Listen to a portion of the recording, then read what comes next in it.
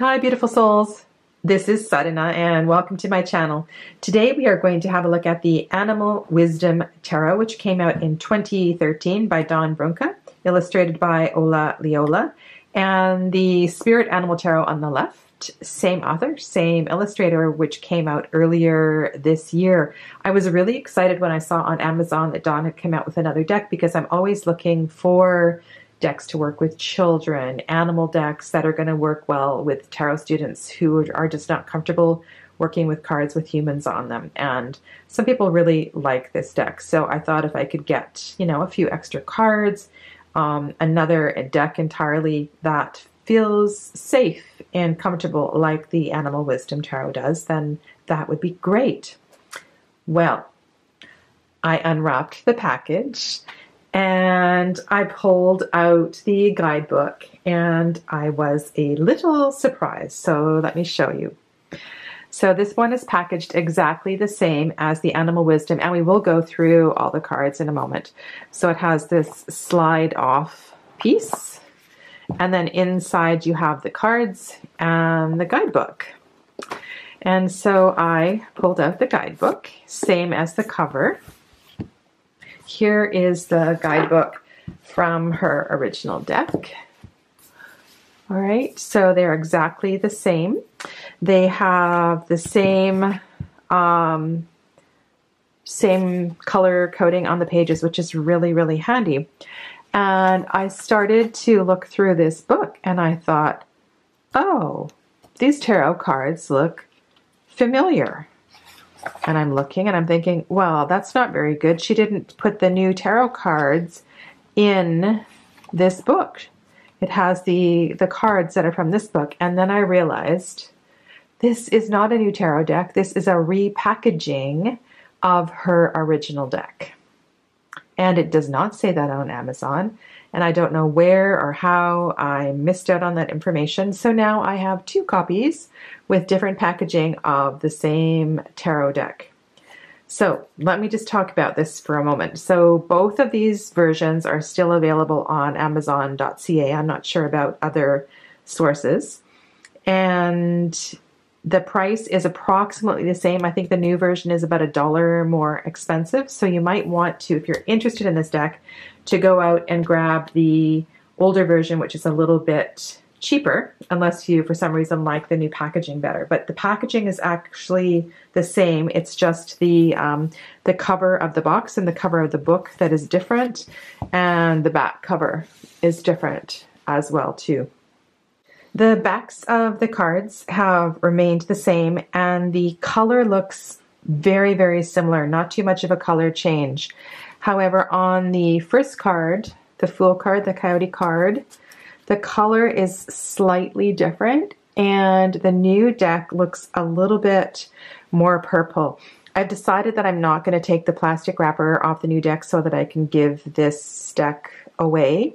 And I haven't done a walkthrough of this deck before, so I'm going to go through it with you, but I just wanted to let you know, in case, like me, you happen to have the Animal Wisdom Tarot and you thought, wow, Dawn's created another deck. Well, she hasn't. It's just brand new packaging for 2020.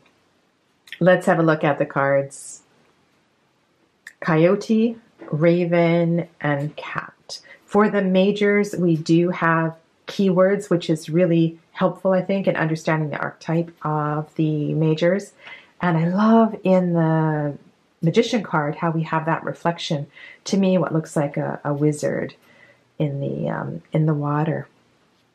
And then we have Cow, Ram, and Bull for 3, 4, 5. Cow, Ram, and Bull. And instead of supplicants, we have 2 little bunnies.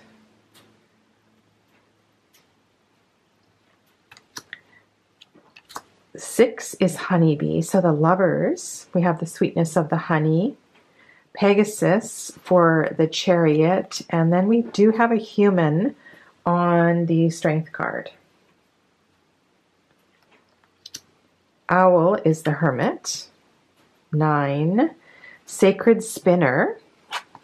I love it when we see spiders and spiderwebs on the wheel.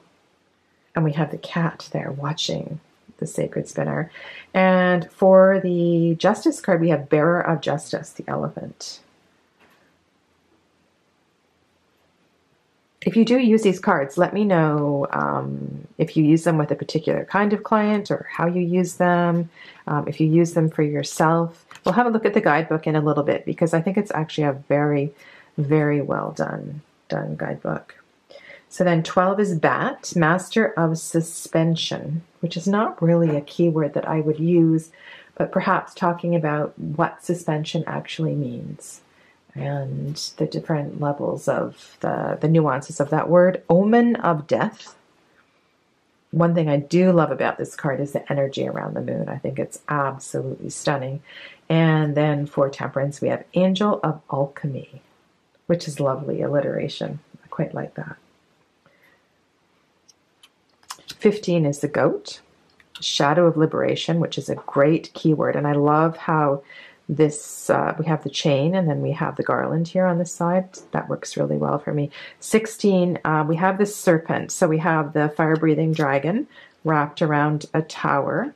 We have lightning. And then for the star card, we have Peacock the Illuminator, which is a beautiful descriptor, I think. And then for the moon, we have the bunny. That same kind of energy we saw on the moon earlier. Rooster, which makes perfect sense. And then Masters of Discernment, the crocodile and the butterfly for the Judgment card, which I quite like. If I were, when I do use this deck with kids, it's usually a one card pull and we talk about how the card makes them feel. Somebody asked me how I do work with kids in the tarot. Depends how old they are.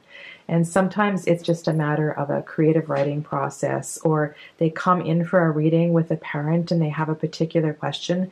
And I find animal decks just work so well. And I allow them to create their own spread. So they get to move the cards around however they want. And if there is vocabulary that is beyond their reading level, then that in itself becomes something that I would write down on a piece of paper for them. Or sometimes I have these little tiny journals that I get from the dollar store, and so I'll write a message for them or write words down in that little tiny journal, and then I will give that to them to take away and to continue to think about it and reflect on.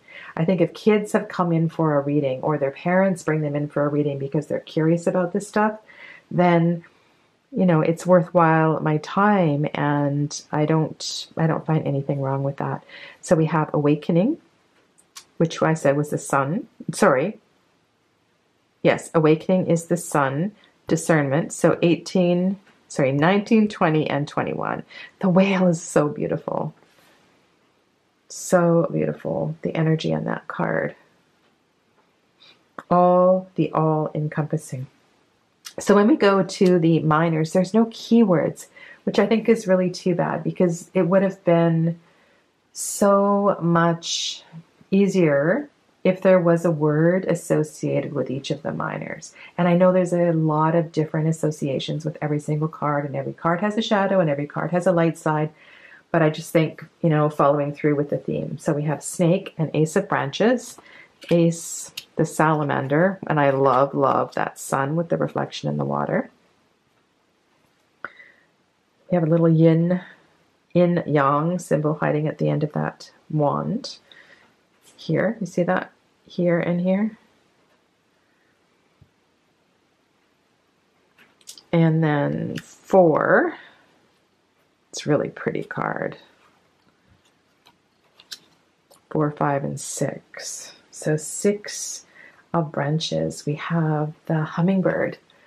And I don't really associate the hummingbird with that kind of energy. So when a deck has a completely different energy than you are familiar with, for me, I just go with the energy of the card and try my darndest to let those other teachings, everything else that I've learned, just kind of go away, because right here and now, for some reason, we need to be in the energy of the hummingbird for the 6 of branches.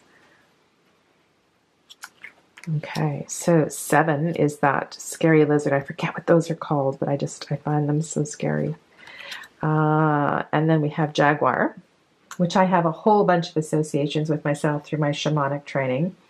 and it has nothing to do with the Eight of Wands. So it's really important to let the querent lead you the way that they want to be led. And I find if the querent is a child, then to allow their questions to lead the reading is really helpful. And this lynx really reminds me of the Cheshire Cat. I think it looks more like a cartoon character than a real animal. The 10 is the Scarab, which is really nice to have there because I think of the scarabs as a symbol of transformation. And so the page is a fox, and the camel is, which I think of the camel as going quite slow, and I really associate the seeker, the Knight of Wands, to be quite mobile and a bit of a risk taker and agile, and that's not an animal I associate with agility. So again, to go with the energy of what's on the card and do my best to leave those associations alone. So we have the Nurturer, which is the Queen. We have a Leopard, and the Tiger is the Guardian, the King. And then going on to the Cups, we have the Ace is the Nautilus. And so again, if it's an animal energy or an animal name that's not familiar, that's something else that you can work with. Yin and Yang symbols here. Dolphin. I'm reading Dolphin. Dolphin is the 2, and Otter is the 3, which is pretty easy to read. And then we have 4 is the Crab. 4 of Cups is the Crab, and I don't get any traditional Rider-Waite meaning with that, so I just really go with the energy on the card. And 5 of Shells is the Jellyfish, and it's painted quite dark.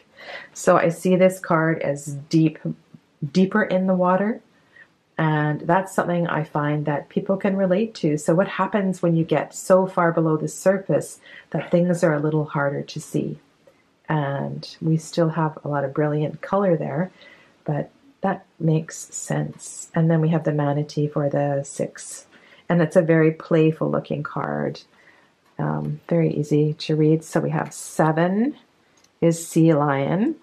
And some of the querents might be familiar with some of these animals and have associations that they already have associations with these animals, and allow them to go with that. And you can bring in other associations, or like if you're familiar with the Stephen Farmer book or other messenger cards of animals, or even the Spirit Song Tarot, and you have other associations. I don't see anything wrong with bringing in other associations if that is what is coming through with you at that time.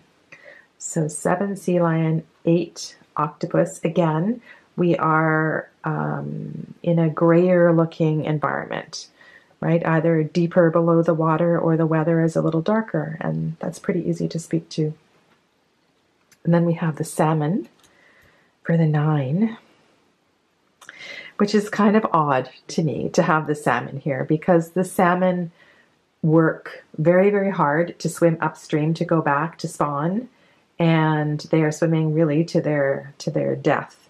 And to have that for the 9 of Shells, I'm not going to go there. I'm not going to talk about the spawning of the salmon. Maybe I'm going to talk about the salmon moving down the river to the ocean, to their freedom. And so for 10, we have Hippo. And for the page, we have a penguin.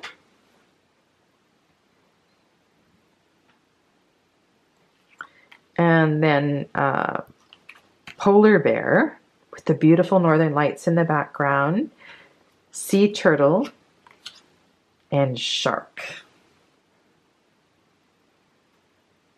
So sea turtle is a little bit darker, so that may or may not resonate with the Queen of Cups for you. Ace, so we have swords now, so air. Ace of feathers is the stork. 2 is the heron, which I know a lot of people have familiar associations with. The heron brings up a lot for a lot of people. Memories with parents and grandparents, and maybe because it's so common where I live. And 3 of feathers is not a bird that I am familiar with. And so when I'm not comfortable or familiar, or the energy doesn't naturally arise, I will go to the guidebook and I will have the guidebook handy there, and I'll go, ooh, let's look up this one. And then we can talk about it, because it looks a lot like the energy of a robin.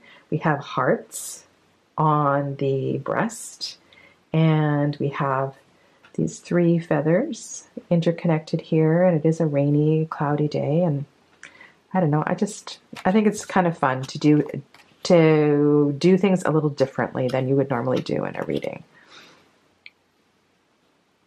When I use a deck like this, it feels a little more playful than I normally would be, and also a little more interactive with the person on the other side of the table, or the person who's sitting right beside me. 4 of feathers is the loon.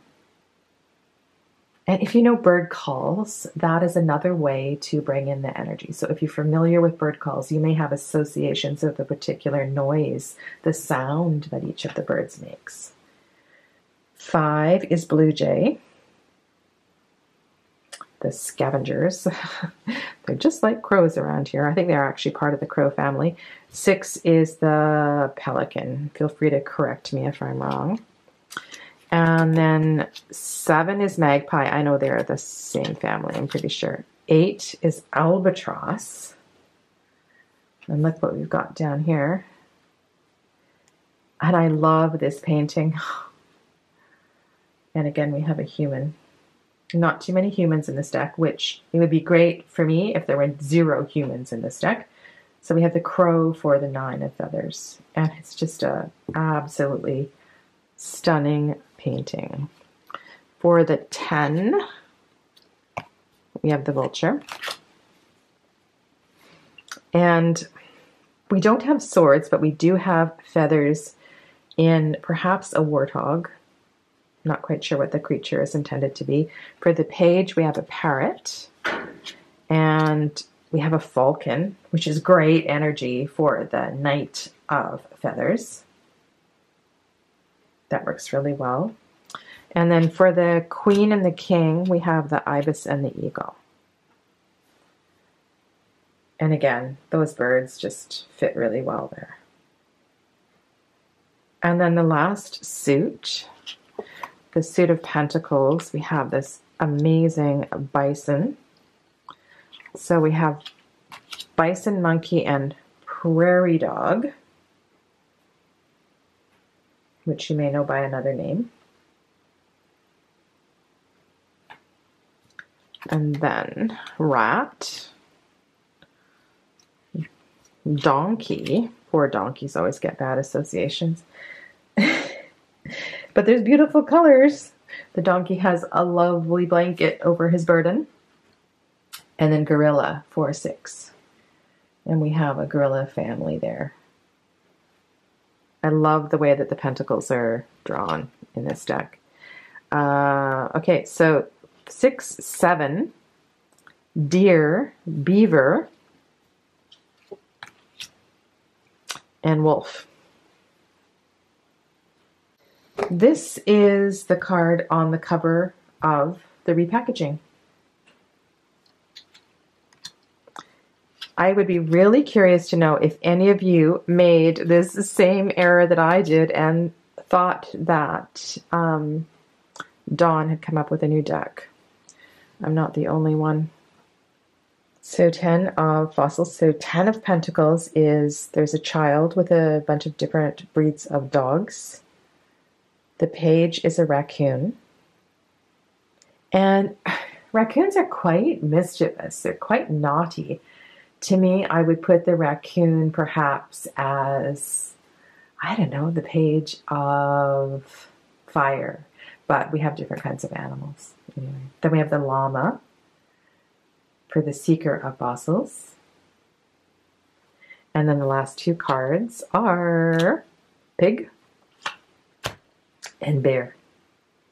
Let's have a look at the guidebook. As I mentioned, it is color-coded, so you see yellow for air, purple for shells, and so forth. So for each description, we have the traditional association is listed, the element there is a theme, so a few keywords for the theme, and then there's a summary message at the end. So the summary for Vulture 10 of Feathers is accept endings, welcome beginnings, and trust the mystery of life. So it describes not only what's on the card, not naming this animal, but also the energy of the vulture and the positive qualities of the vulture as well. And we have these lovely large pictures of the cards as well. Crow, 9 of Feathers. Caw, caw. Crow awakens us from the murky shadows of our worst nightmare.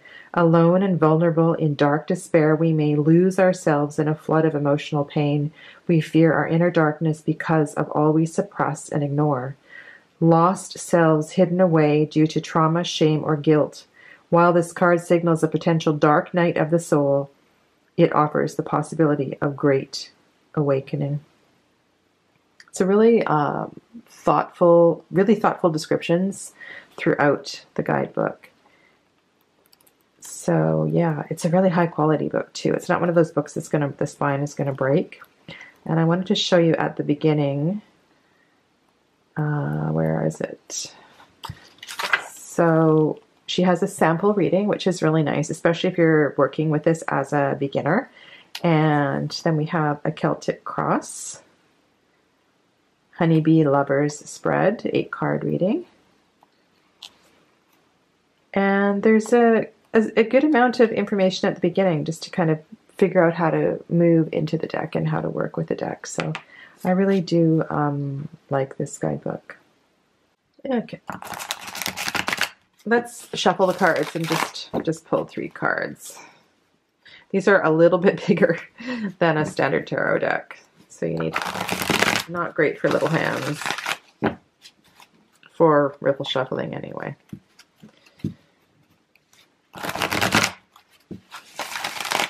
Here's a standard tarot card so you can see. They are definitely wider and bigger. Okay, so for some reason I was thinking about the coronavirus and I wanted to ask about the spiritual or a deeper level of meaning about the coronavirus. So we have Ace of Branches and 6 of Fossils. And the third card is the Peacock, the Illuminator, so the Star card. So not to lose hope, but also look at that keyword, the Illuminator, and we have the Ace of Branches. It's almost as if this virus is here to teach us something new, and we don't quite understand, or we don't know what is going to be revealed by this universal worldwide experience. And perhaps this pandemonium that is going on right now is not at all what this is about, and we have yet to, the big picture is yet to be revealed. And really interesting that we have this 6 of Fossils here in the center. So you can look at the 6 of Fossils as the spreading of the virus, but the necessary spreading of the virus so the whole planet is aware of this issue. I'm really, really curious down the road what this is going to be about. Anyway, I'll leave that for today. So thank you very, very much for joining me. And if you do work with the Animal Wisdom Tarot, please let me know how you work with it and who you use it with, and if you use it for yourself and what your impressions are. I look forward to chatting with you below. Stay well, my friends. Namaste.